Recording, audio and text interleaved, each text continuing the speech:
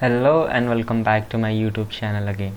So in this video we are going to learn three things. The first being how to add a new sheet, how to remove already existing sheet, and how to rename a sheet. So let's start with how to add a new sheet. So for that, just go to this view tab and just go to this layout tab, and just add a sheet. So if you add a sheet here, the sheet will be added here.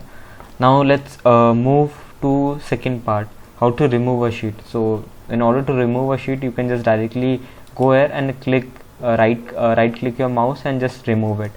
So there is one thing, if you already have one sheet already present, so you can't remove it. So if you even try to, it will gray out this remove button.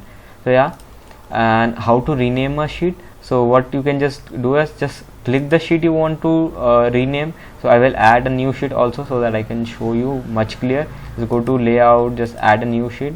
So now you can see, if I select this main sheet and if I go to setting and just go to sheet properties, so now you can see the same name as title here. Just remove it, just keep as a demo name. Yeah, so the sheet name is renamed here.